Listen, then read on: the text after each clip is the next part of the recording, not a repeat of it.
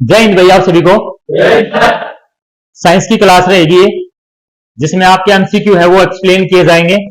तो सबसे पहले जो आपके सामने जो क्वेश्चन है वो देखिएगा।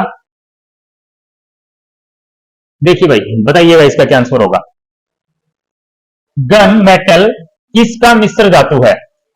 गन मेटल किसका मिश्र धातु है, ये आपसे पूछा गया है। यहां पर जो ऑप्शन में दिया हुआ है, तो देखिएगा, अगर आपको नहीं पता है तो प्लास्टिक तो हो नहीं सकता, ठीक है ना। सोना भी इस गन मेटल के अंदर नहीं डाला जाएगा, गन मेटल जो धातु है। नन ऑफ द दीज हो नहीं सकता, तो ऑप्शन एक बचता है आपके पास, कौन सा? तांबा, टीन, सीसा, जस्ता एंड लोहा। फिर भी मैंने एक चीज ये बता रखी है कि जब आपसे गन मेटल पूछा जाता है, गन मेटल पूछा जाता है, तो आपके पास एक ट्रिक्स थी। वो क्या थी? पूरी साइंस की क्लास में मैंने एक वही ट्रिक बताई थी बस, या फिर एक बताई थी रोग वाली। गन मेटल का मतलब है, जब गन के बारे में अगर जिक्र आता है तो जैकेट से संबंधित, यानी कि जैकेट होती है अपने पास बुलेट प्रूफ जैकेट, उसको याद कर लेना। गन मेटल के लिए किसको याद कर लेना? जैकेट को याद कर लेना। और जैकेट से क्या क्या बनता है? जैसे बनता है जिंक। क्या बनता है? जिंक। कैसे क्या बनता है? कॉपर। क्या बनता है? कॉपर। और कैसे क्या बनता है? टीन। जिंक, कॉपर, टीन बन जाता है। बाकी इसमें एक लोहा एक्स्ट्रा दे रखा है, तो जहां पर भी ये मिलेगा तो आपको टीन ही मिलेगा, या ज्यादा मिलता है तो आप जिंक, कॉपर, टीन को ढूंढ लेना। जहां पर भी ये तीन हो तो वो गन मेटल है। नहीं समझ में आई बात? अरे भाई, गन से बचने के लिए जैकेट ही पहनते हो ना, तो जैकेट पहनते तो जैकेट से याद रख लेना। बस जैकेट के अंदर तीन वर्ड आते हैं, जिंक, कॉपर और टीन, ठीक है ना। इसी प्रकार एक चीज और बता रखी है, जिसमें अगर आपसे पूछा जाए कि पीतल, क्या पूछ रखा है? पीतल। पीतल के लिए क्या बताया था? क्या बताया था? पिताजी। पीतल किन किन धातुओं की मिश्र धातु है? तो आप याद रखना, पीतल से क्या? पिताजी। पीतल से क्या याद रखना? पिताजी याद रखना। जिसमें पी से तो खुद पीतल ही हो जाएगा। क्या हो जाएगा? पीतल हो जाएगा। ता से क्या हो जाएगा? तांबा। ता से तांबा और जी से जिंक। तो पीतल किन धातुओं का मिश्र धातु है? तांबा और जिंक को याद रख लेना। यही बात थी। उसके बाद और क्या बताया था आप लोगों को? पीतल का बता दिया, गन मेटल का बता दिया, और क्या था? German silver. German silver. German silver के बारे में था कि जर्मन में कौन गए थे? नेताजी गए थे। कौन गए थे? नेताजी गए थे। तो आप जर्मन सिल्वर की बात आए तो नेताजी को याद रख लेना। और ने से क्या बनता था? निकिल। क्या बनता था? निकिल। ता से क्या बनेगा? तांबा। और जी से क्या बनेगा? जिंक। भाई, तो ये आपकी शॉर्ट ट्रिक कुछ है। जैसे जर्मन सिल्वर, तो जर्मन यानी कि नेताजी, पित्तल यानी कि पिताजी, और गन मेटल यानी कि जैकेट, ठीक है ना। उसके बाद में stainless steel. Stainless steel. Stainless steel की बात की जाए तो स्टील के जो बर्तन है वो कहां पर यूज होते हैं? घरों में। जो मतलब हमारी एक कॉलोनी होती है, जहां पर बहुत सारे घर होते हैं, उसको क्या बोला जाता है? कॉलोनी बोला जाता है। तो आपको जब जर्मन स्टेनलेस स्टील की बात आए तो स्टेनलेस स्टील में याद रखना कि स्टील के बर्तन कहां यूज होते हैं? कॉलोनी में यूज होते हैं। तो इसको कॉलोनी से याद रख लेना। और का से क्या बन जाएगा? क्रोमियम। क्या बन जाएगा? क्रोमियम। एल से क्या बन जाएगा? लोहा। क्या बन जाएगा? लोहा। और नी से क्या बन जाएगा? निकल। निकल बन जाएगा। तो ये तीन मिश्र धातु आ जाएंगी इसके अंदर। क्लियर है? तो इस प्रकार आप मिश्र धातुओं से संबंधित क्वेश्चन को याद कर पाओगे। नहीं समझ में आया भाई? कॉपर से पीतल से पिताजी, जर्मन सिल्वर से नेताजी, स्टेनलेस स्टील से कॉलोनी, कॉलोनियों में यूज होता है स्टेनलेस स्टील। और एक और क्या बचता आपके पास है? जैकेट। गन मेटल के लिए क्या बताओगे? जैकेट बताओगे। तो जैकेट मतलब जिंक। उसके बाद है भाई, तो अभी इस क्वेश्चन का आंसर दे दो। गन मेटल के लिए तो आप क्या बताओगे? जैकेट। क्या बताओगे? जैकेट। Zinc, copper, tin. तो जिंक, कॉपर, टीन इसमें नहीं है, जिंक, कॉपर, टीन इसमें नहीं है। जिंक, कॉपर, टीन, जिंक ये रहा, कॉपर ये रहा और टीन ये रहा, तो तीनों इसमें है। तो इसका मतलब आंसर ये क्या हो जाएगा अपना? राइट आंसर हो जाएगा।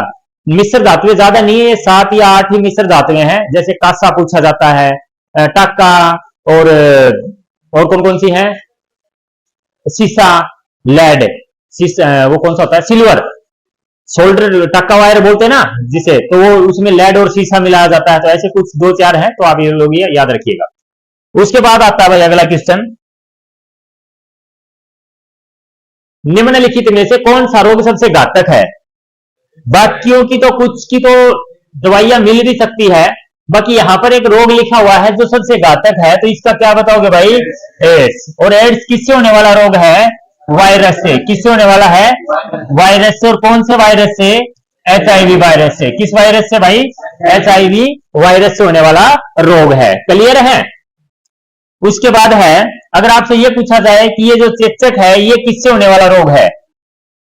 चेचक है वो किससे होने वाला रोग है? वायरस से होने वाला रोग है। किससे होने वाला है? वायरस से होने वाला रोग है भाई। आप भाई उस लाइन में नहीं आया ना, पंडित का टिक न्यू है उसमें नहीं आया ये, तो चेचक उसमें नहीं आया, तो किससे हो जाएगा? वायरस से हो जाएगा। फिर पोलियो उसमें आता है क्या? पोलियो भी नहीं आता उसमें, तो पोलियो भी किससे हो जाएगा? वायरस से। Malaria protozoa.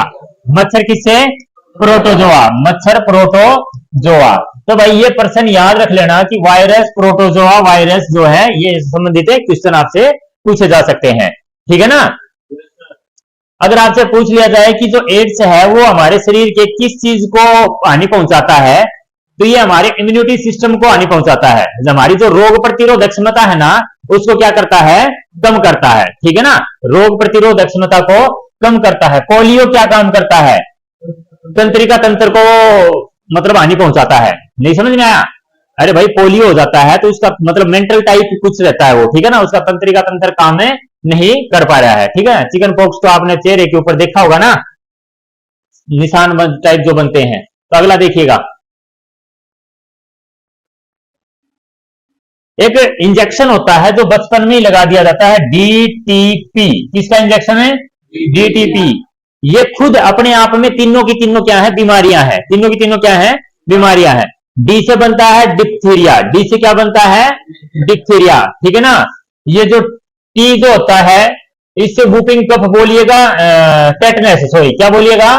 टेटनेस है। और ये प्रूटूसिस्ट होता है या कुछ एक ऐसा वर्ड होता है जिसको काली खांसी बोला जाता है। क्या बोला जाता है?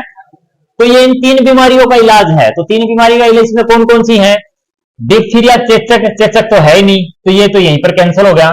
डिप्थीरिया चेचक पीलिया ये भी नहीं है। डिप्थीरिया काली खांसी टेटनेस, तो आपका ऑप्शन क्या हो जाएगा? सी करेक्ट हो जाएगा, डिप्थीरिया काली खांसी और टेटनेस। क्लियर है? ओके भाई, अगला देखिएगा, निम्नलिखित में से कौन विद्युत का सुचालक है? निम्नलिखित में से कौन विद्युत का सुचालक है? विद्युत का सुचालक वो होता है जिनके अंदर से इलेक्ट्रिसिटी क्या हो सकती है? इजीली पास हो सकती है। तो यहां पर जो गैस है, ठीक है ना, ये गैस विद्युत की कुचालक होती है। क्या होती है? कुचालक होती है। सभी जितनी भी नोबल गैस है वो सभी क्या होती है? विद्युत की कुचालक होती है। वायु, वायु में करंट आ सकता है क्या? नहीं आ सकता। उसके बाद जलवाष्प, मतलब कुछ हद तक ये कंडक्ट कर सकती है जलवाष्प खुद, लेकिन हम फिर भी इसको क्या मान के चलेंगे कि ये विद्युत की मतलब कुचालकी है। तो बचा कौन है? प्लाज्मा। कौन बचा? प्लाज्मा। तो इसका जो करेक्ट आंसर हो जाएगा वो क्या हो जाएगा? प्लाज्मा हो जाएगा। समझ में आया? और ये रटने नहीं है भाई क्वेश्चन, आपको इसलिए समझाया जा रहे हैं। ये कुचालक शब्द सुचालक शब्द आने के बाद क्या यही चार ऑप्शन यही थोड़ी ना देगा वो एग्जाम में, कुछ भी देगा। लकड़ी देगा, लकड़ी भी अगर गीली लकड़ी है तो वो विद्युत की कुछ सुचालक हो जाती है। क्या हो जाती है? विद्युत की सुचालक हो जाती है। तो आपको कंसेप्ट समझ के चलना है, क्वेश्चन तो क्या पता है इन पे बहुत सारे और भी बन जाएंगे। क्लियर है? पत्तियां हरी दिखाई देती है क्योंकि, पत्तियां हरी दिखाई देती है क्योंकि सबसे पहले तो हरे प्रकाश का अवशोषण करती है।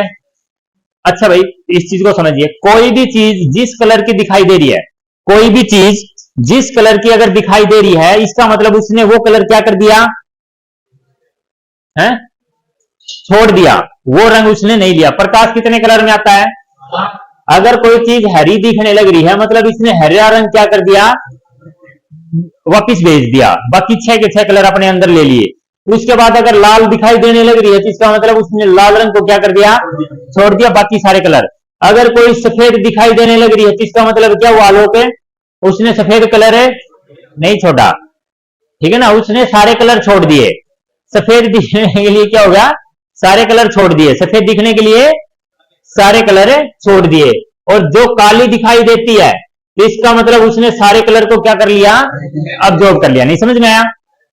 काले में सब अंदर और सफेद में सब बाहर, बाकी जो कलर बचता है उसका मतलब है वो कलर उसने क्या कर लिया, अपने अंदर अब्जॉर्ब कर लिया। अब यहां पर प्रश्न देखिएगा, हरी पत्ती हरी क्यों दिखाई देती है? हरे प्रकाश का अवशोषण, मतलब उसने अपने अंदर ले लिया, तो ये ऑप्शन तो यही गलत हो गया। हरे प्रकाश को परावर्तित कर देती है, तो मैं इसको कुछ ठीक मान सकता हूं। हरे प्रकाश का अवशोषण और उसका परावर्तन भी करती है, तो ये जो है ये मतलब ऑप्शन कौन सा बिल्कुल करेक्ट हो जाएगा? हरे प्रकाश का क्या कर देती है, परावर्तन कर देती है, मतलब उसको वापिस से भेज देती है। ठीक है ना? अगला क्वेश्चन है भाई,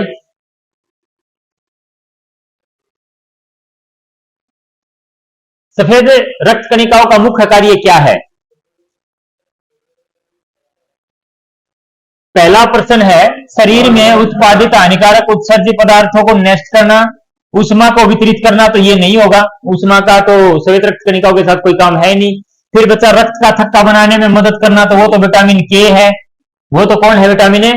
तो ये ऑप्शन सी भी गलत हो गया, बी भी गलत हो गया, और यहाँ पर डिस्ट्रॉय बैक्टीरिया, कीटाणुओं जीवाणुओं को नष्ट करना, तो ये भी गलत है। जीवाणुओं को लाल सफेद रक्त कणिकाएं नष्ट खत्म नहीं करती है, वो सिर्फ उन्हीं कीटाणुओं को मारती है जो हमारे शरीर के लिए क्या है, हानिकारक है। तो उसमें ऑप्शन ए क्या हो जाएगा, करेक्ट हो जाएगा।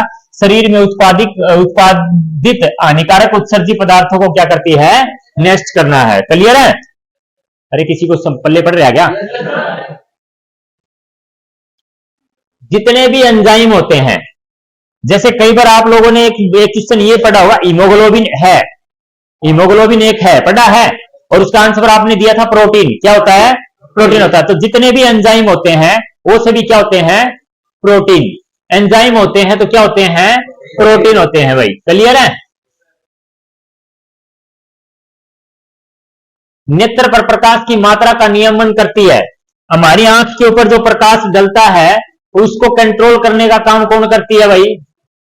दे भाई, कॉर्निया के ऊपर तो क्या करता है, कॉर्निया तो ऊपरी ऊपरी परत होती है। कॉर्निया क्या होती है, ऊपरी ही ऊपरी क्या होती है, परत होती है, जिसे आंख के अंदर जो डोनेट करते हैं वो क्या करते हैं, उस ऊपरी परत को डोनेट करते हैं। क्लियर है?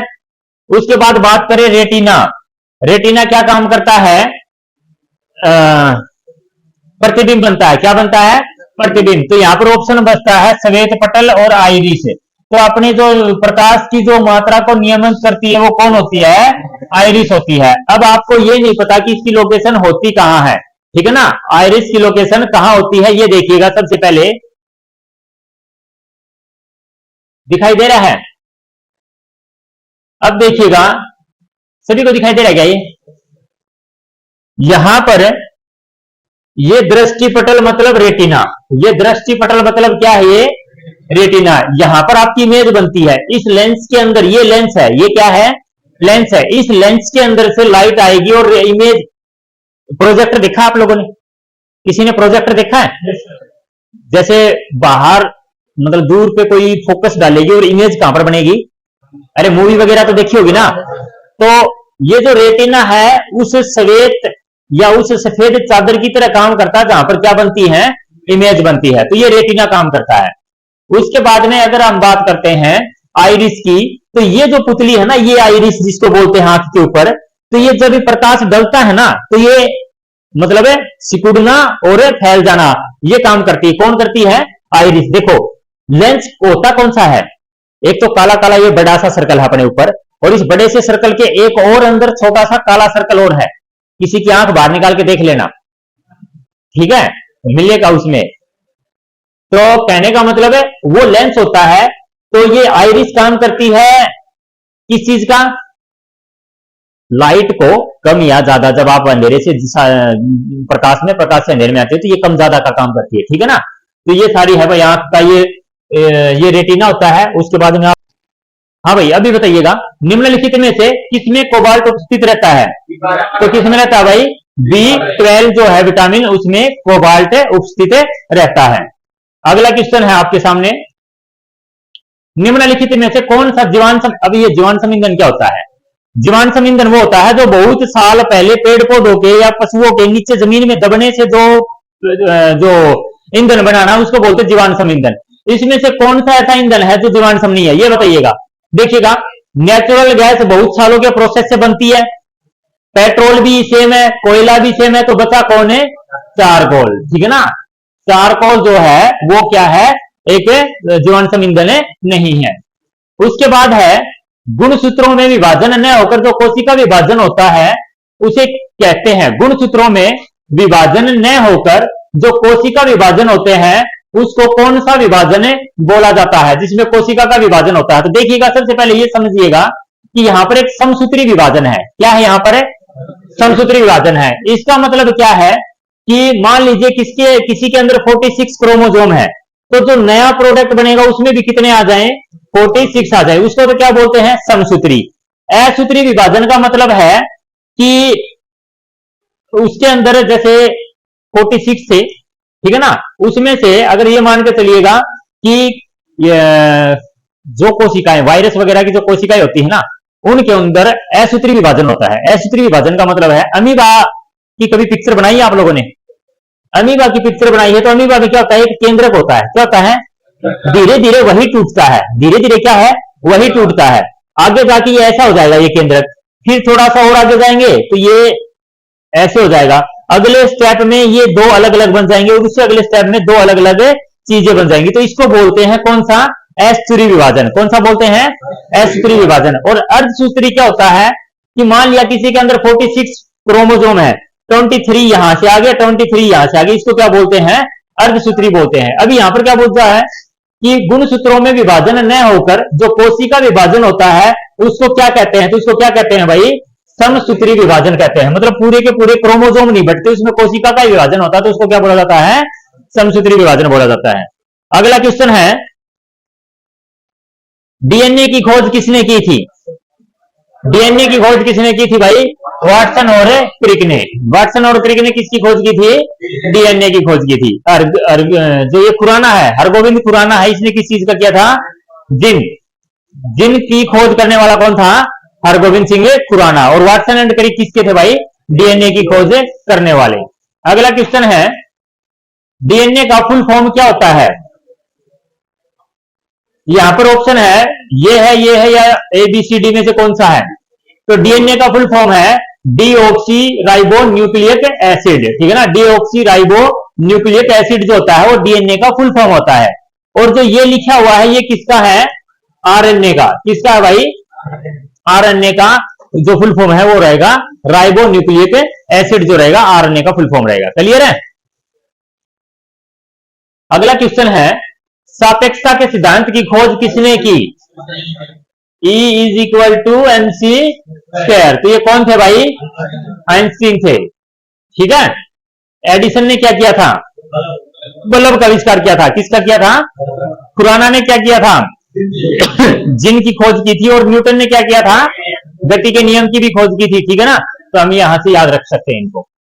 अगला, प्रकाश एक दूसरे के सामने रखे गए दो दर्पणों से परावर्तित होता है तो कितने प्रतिबिंब बनेंगे? जब एक दर्पण दूसरे के सामने रखा है तो इसमें अनंत बनेंगे। कितने बनेंगे? अनंत। लेकिन फिर भी कई बार यह पूछा जाता है कि कोई दो दर्पण है, एक दूसरे को 60 डिग्री पर रखा गया है, 90 डिग्री पर रखा गया है, 30 डिग्री पर रखा गया है, तो कितने प्रतिबिंब बनेंगे? सही है। अगर आपसे पूछ लिया जाए कि दो दर्पण एक दूसरे के सामने 60 डिग्री पर रखे गए हैं तो कितने उसमें प्रतिबिंब बनेंगे, तो इसके लिए एक ये फॉर्मूला है 360 अपॉन में थीटा माइनस 1। इससे क्या होगा? मान लो किसी ने बोल दिया कि 60 डिग्री पर रखे गए हैं, तो तुम क्या करोगे? 360 अपॉन में 60 माइनस 1, ये कैंसिल आउट होगा 6 पे, तो कितने प्रतिबिंब बनेंगे? 5 बनेंगे। कितने बनेंगे? 5 बनेंगे। अगर मान लो ये बोले कि 90 डिग्री पर रखा गया है तो कितने प्रतिबिंब बनेंगे? तो तुम बोलोगे 9 4 यानी कि 4 माइनस 1 यानी कि 3 बनेंगे। ठीक है ना, तो इस प्रकार आप प्रतिबिंबों की संख्या निकाल सकते हैं इसे फॉर्मूला के द्वारा। अगला क्वेश्चन है, भोपाल गैस त्रासदी जो हुई थी उसमें कौन सा दुर्घटना का कारण था? तो यहां पर ऑप्शन है methyl isocyanide, nitrogen dioxide, sulphur dioxide या कार्बन मोनोऑक्साइड। तो कौन सा होगा भाई? मिथाइल आइसोसाइनाइड का क्या होता है? रिसाव होता है। क्लियर है? 1984 में।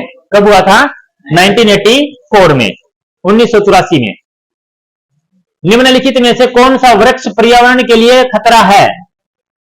कौन सा वृक्ष पर्यावरण के लिए खतरा है? मतलब ये पेड़ देखिएगा, केला यूकेलिप्स, बबूल और नीम। तो यहां पर जो करेक्ट ऑप्शन होगा क्या होगा? यूकेलिप्स। ये यूकेलिप्स कैसा होता है? आपने लंबे लंबे पेड़ देखे होंगे जिसको सफेदा कुछ ऐसा बोला जाता है, नहीं देखे? अरे भाई, जिससे प्लाईवुड जो बनता है, क्या बनता है? प्लाई बनता है। मतलब सफेद सफेद कलर का उसका तना होता है और लंबे जाते हैं, बहुत ही लंबे जाते हैं वो, ठीक है ना। और ज्यादा वो मतलब उसका विड्थ है वो भी ज्यादा नहीं होती, बस इतना सा रहता है मोस्टली। नहीं देखा क्या? नहीं पता चला? सफेदा बोलते हैं यार उसको, ठीक है ना। वो क्या करते हैं? वो पानी को ज्यादा सोखते हैं। पानी का यूज क्या करते हैं? जहां पर जमीन के अंदर से पानी ज्यादा निकलता हो ना, वहां पर इन पेड़ों को लगा जाता है। तो ये यूकेलिप्टस का पेड़ है जो पर्यावरण के लिए खतरा, मतलब ये जमीन के अंदर से ज्यादा पानी को क्या कर लेता है? सोख लेता है। क्लियर है? अगला है, फ्लिंट ग्लास का उपयोग क्या बनाने में प्रयोग किया जाता है? तो फ्लिंट ग्लास का जो प्रयोग है वो प्रिज्म बनाने में किया जाता है भाई। किसमें? प्रिज्म बनाने में जो है फ्लिंट ग्लास का प्रयोग किया जाता है। क्लियर है? उसके बाद है, ईसीजी की फुल फॉर्म बता दीजिएगा। ईसीजी की फुल फॉर्म क्या है? Electric cellular, electric cardio, electric cardiac. तो इसमें हो जाएगा ऑप्शन है बी जो है इलेक्ट्रिक कार्डियोग्राम। क्या हो जाएगा? ईसीजी का फुल फॉर्म हो जाएगा। क्लियर है? किसके लिए किया जाता है ये? हार्ट के लिए। किसके लिए किया जाता है? हार्ट के लिए, हर जगती के लिए किया जाता है। और अभी नेक्स्ट क्वेश्चन है, प्लेटलेट्स को किसके रूप में भी जाना जाता है? जो प्लेटलेट्स होता है उसका अन्य नाम क्या है? भाई एरिथ्रोसाइट तो हो गया लाल रक्त का। किसका हो गया? लाल रक्त कणिकाओं का, ठीक है ना। थ्रोम्बोसाइट और लिम्फोसाइट ये हो गया किसका? प्लेटलेट्स का। किसका हो गया? और मोनोसाइट हो गया श्वेत का। मोनोसाइट हो गया श्वेत रक्त कणिकाओं का अन्य नाम है। हम इनको लाल रक्त कणिकाएं, श्वेत रक्त कणिकाएं तो बोलते हैं, बाकी श्वेत रक्त कणिकाओं को क्या बोला जाता है? और मोनोसाइट। और प्लेटलेट्स को क्या बोला जाता है? थ्रोम्बोसाइट और लिम्फोसाइट। और लाल रक्त कणिकाओं को क्या बोला जाता है? एरिथ्रोसाइट बोला जाता है। उसके बाद आपके क्वेश्चन कंप्लीट हुए हैं। तो आज का जो ये सेशन था, मतलब कौन सा? साइंस के, तो जिसमें एमसीक्यू करवाए थे, ये इतने ही हैं। उसके बाद कल फिर एक सेशन के साथ मिलते हैं। तब तक